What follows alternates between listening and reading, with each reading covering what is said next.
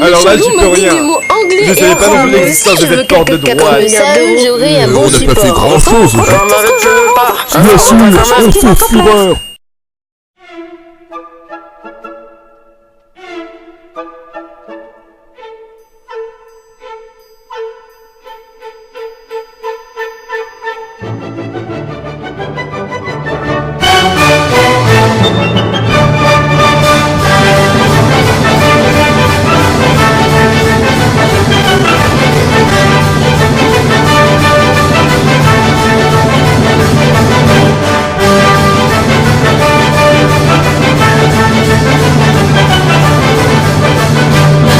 La République comique fête ses 10 ans d'existence. Pour cette occasion, je vais vous raconter l'histoire de ce drôle d'univers.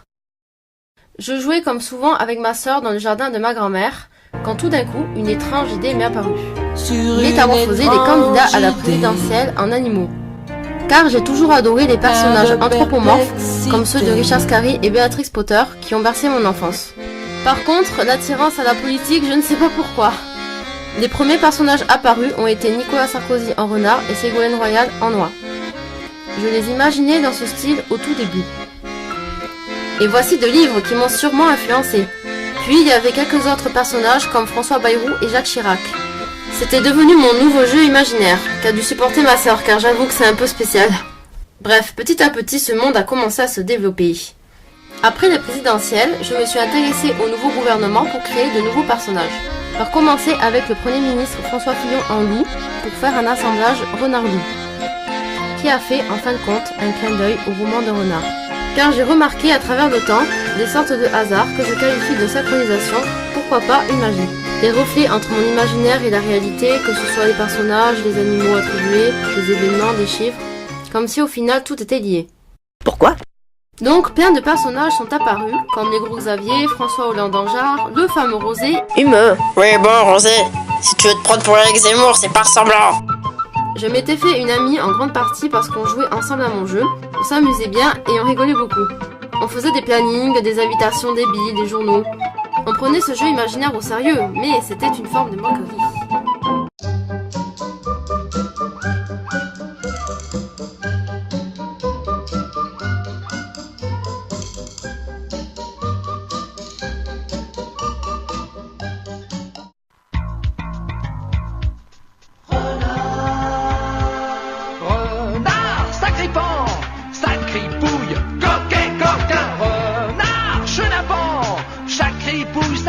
Vaut rien.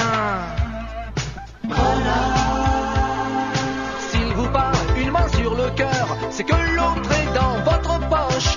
Dans une église tout en ferveur, c'est sûr qu'il va voler les cloches.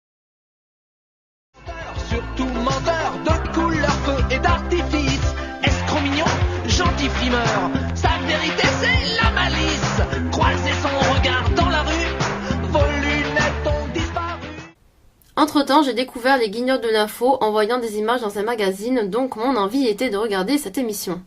Ça a été pour moi un deuxième coup de foudre après la République comique. J'étais ravie de découvrir ce faux journal satirique et surtout qui se moquait beaucoup de la poétique française.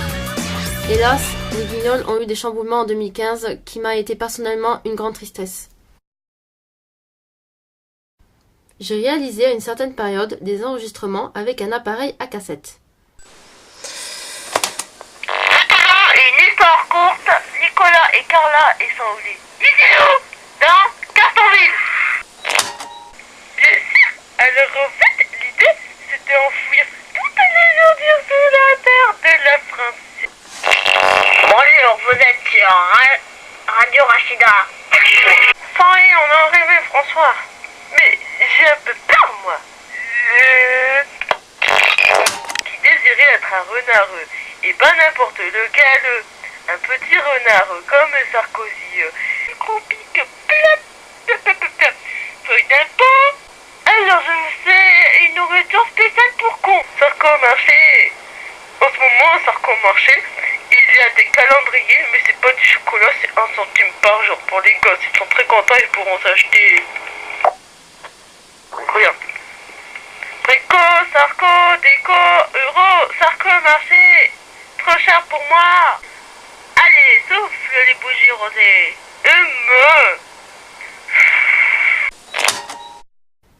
Là, vous allez me prendre pour une folle.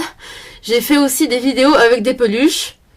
J'avais fabriqué en carton à Mini-Élysée une mairie et piqué les châteaux de princesse de ma sœur pour nos chers politiciens. Alors, en fait, ce sont les animaux qui avaient à adopter sur Facebook. Ah, mais nous sommes perdus, on est où? En plus, c'est pourri ici. Bonjour. Oh, c'est quoi ce bruit? Je me suis endormi sur mon bureau. Bon, alors, on va parler d'un truc spécial aujourd'hui. Stratégie pour 2012 sans la folle.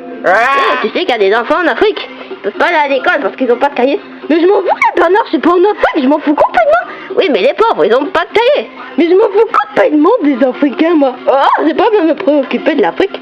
D'ailleurs, je me préoccupe même pas de la France, alors je m'en fous complètement. C'est casse-côte, on a le saucisson et du Mont Blanc. Hein, maman? Oui, Jacques, c'est fantastique. C'est un magnifique rêve. On a la somptueuse marche. Oh, pourri d'ailleurs, parce que Monsieur Loup a marché dessus. Et on va rentrer dans la maison. Voilà, ça c'est son tapis. Ça c'est son ordinateur. Je suis un gnome. En fait, j'ai mangé un schtroumpf et j'ai pris ses pieds. J'ai rien pêché, par contre, je crois que j'ai mangé les appâts parce que j'ai un creux. Si tu manges les appâts, c'est sûr qu'on aura plus rien. Oh, mais j'ai faim, moi. Papa! J'ai rien dit, j'ai rien fait. C'est Rosé, il mange les appâts. Rosé, t'es un super héros. Maintenant, tu tiens la nappe pour pas qu'elle s'envole. Et est-ce que t'as acheté toutes les choses que j'ai marquées sur la liste de courses? Quelle liste de courses? Celle-là? Non, je crois pas. Hein. Monsieur le Président, c'est à mon aide. Pourquoi je viendrai à votre aide? Regardez, il y a des fous qui ont cassé ma maison. Hein? Et quoi? Allez, moi j'ai une maison. Oh, frigo américain. Même si vous êtes un riche, enfin, je sais pas. Mais c'est Le Pen, Bart, vous êtes pauvre. Ouais, bon, bref, on s'en tape de votre maison. À couper les caméras. J'ai aussi fait un journal satirique et d'autres, mais pas forcément en lien avec la République comique. Malheureusement, au bout d'un moment, j'ai dû arrêter de jouer aux jeux imaginaires, l'âge oblige hélas. Car je vous cache pas l'envie d'encore y jouer. J'ai attaqué dans un cahier des dessins pour présenter les personnages et j'avais mis 2 vidéos sur YouTube consacrées à ceci. C'est de là qu'est apparu le titre La République comique, car il fallait bien un titre pour représenter ce petit monde. Donc j'ai touché à tout, comme les enregistrements, les vidéos, mais j'avais un grand souhait, faire La République comique en dessin animé. Franchement, c'était un rêve inaccessible, puis j'avais découvert sur YouTube des amateurs qui faisaient des animations très sympas, faites à l'ordinateur. Ça m'avait motivé, mais pour moi, hors de question de dessiner à l'ordinateur. Je voulais à tout prix dessiner sur papier. Et des personnes m'avaient répondu que ce n'était pas possible de réaliser cela. J'ai pendant ce temps-là attaqué une première histoire, composée de dessins accompagnés de textes et de musique. Toujours en tête l'envie de faire un dessin animé, je réfléchissais pour trouver des possibilités, puis un jour j'ai trouvé une idée toute bête, et là je me suis dit c'est possible. Quoi, oui, allez-y. Alors j'ai réalisé une première vidéo avec des animations. Mais ce n'était pas facile, voire pénible à faire, je n'avais pas trouvé une stratégie simple pour les éléments qui devaient bouger. J'ai découvert un logiciel qui m'a sauvé, Paint.net, car il a des fonctions dont j'avais besoin pour travailler le dessin tout en facilitant la tâche. Je suis désolée, ça peut faire prétentieux, mais je ne vais pas vous expliquer ma technique d'animation, car j'estime que ça reste ma trouvaille. Grâce à tout ça, La République comique est bien et bien devenue un véritable dessin animé. Concernant le contexte de cet univers, je peux vous dire que j'ai pas mal d'influences depuis petite, comme les Tex Avery, les Shadok, les Monty Python, voire d'autres. Plus tard, les Simpsons et les chers guignols de l'info, dont je m'en influencé un peu trop. Une personne m'en avait fait la remarque, ce qui a été une bonne résolution de ne pas copier, façon de dire, certains éléments des guignols, car il faut que je trouve ma propre identité. Sur YouTube, en me créant une chaîne et sur DeviantArt, j'ai découvert des personnes sympas qui font des choses chouettes et qui suivent La République comique, certains depuis longtemps, et en plus des personnes qui participent carrément à mes épisodes. Alors je tiens beaucoup à vous remercier, merci pour tout. Merci aux fidèles téléspectateurs, les participants et les conseils et encouragements que vous apportez à La République comique. Et même des dessins. Encore 1000 fois merci. Maintenant, j'ai envie de vous poser des questions. Quel est votre personnage préféré dans la République comique? Qu'est-ce que vous appréciez dans ce dessin animé? Que ce soit niveau technique, personnage, humour, ce que vous voulez.